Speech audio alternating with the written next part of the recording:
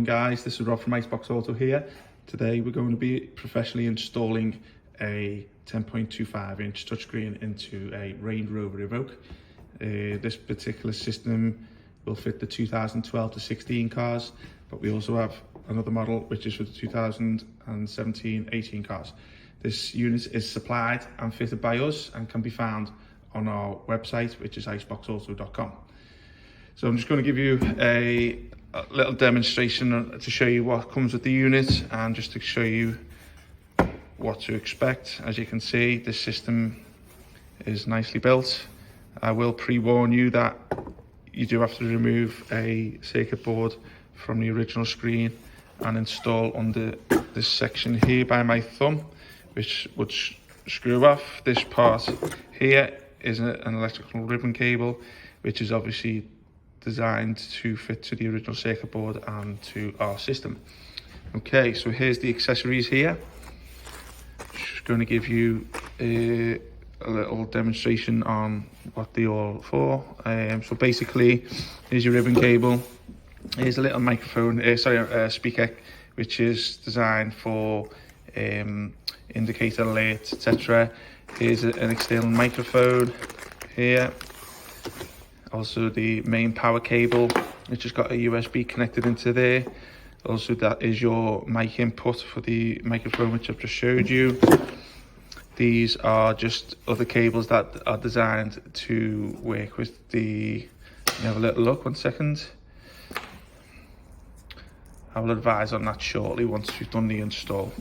Some screws, a Wi-Fi antenna here, external GPS antenna, which is for offline maps. If you're using any online maps such as Waze or Google Maps, then obviously you would need to connect your phone hotspot to it, to the Wi-Fi of the system, and you wouldn't need to use it on any particular maps, but it depends. I've put it in anyway. Don't ask me why this little eraser's in here. Not too sure what that's for.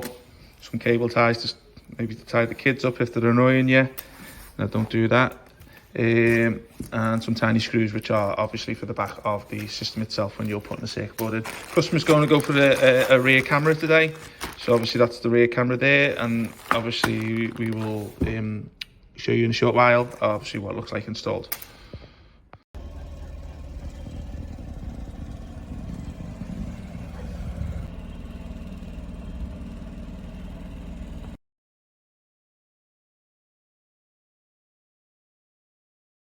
So guys, here's the finished product.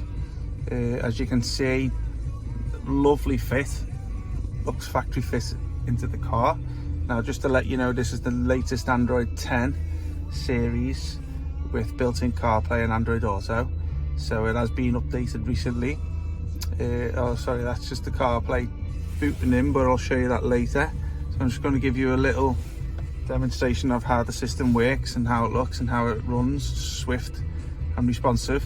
So I'll just start off with the obviously the original Range Rover menu that you would see in your normal system before you install ours. So you still have full functions of the car, so you lose no features of the car. You still keep all the original settings, still operate them as you would normally, and then obviously you've got the bonus of having our system, which is the Android. So I'll start off by showing you the navigation. It's actually preset to Google Maps, but you can download any other apps of your preference from the Play Store. So if you like Waze, you can download Waze, and then in the back end settings you can assign Waze to that navigation button, which I've just pressed. So I haven't got my Wi-Fi connected at the moment, so you're not going to basically get the Google Maps showing up, because obviously it needs a data connection with your phone, but obviously it would load up there. Okay, go to the media side, and you've got where obviously your functionalities is. Basically you've got your video, your music, your Bluetooth streaming, you've got YouTube, Google Play, which is obviously the Play Store, and pictures, which obviously I don't know why it's on there, because obviously I don't know why people want to put pictures on there. Obviously it's far better things to do than look at yourself on pictures. So let me just go back to the slide across. There we go, we've got the CarPlay, which obviously plays Android Auto as well as CarPlay, but just says CarPlay on it. Google Assistant, so basically any Google applications which are basically endorsed by Google, or even the likes of YouTube, and you've got the voice activation button. You can choose that, and then obviously speak to it, but I'm offline at the moment, as I said before. Okay, there's my phone, so you can connect your phone to it and obviously take your phone calls through it for hands-free. It's also got the Bluetooth music and a phone book support on this too. 1 second, take that out. Okay, go into the applications.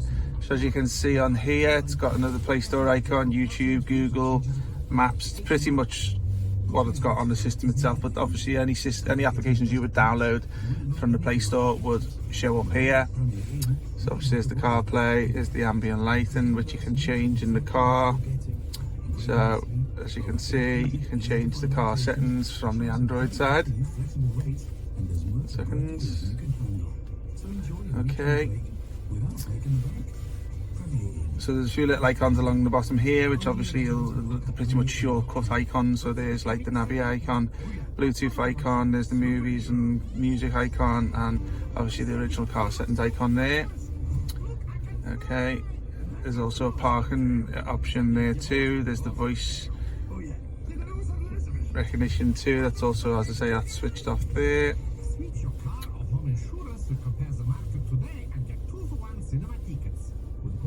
Okay, there's a car's computer information on here too, which basically gives you the temperature, the mileage, the speedometer and the rev counter menu.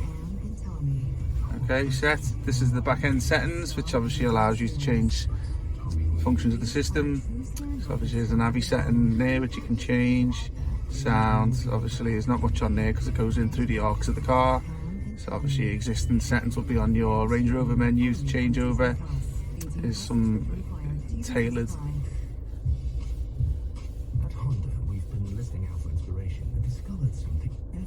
brightness. Now this system's sold in our website, iceboxauto.com. We sell all the latest products, up-to-date firmware, quality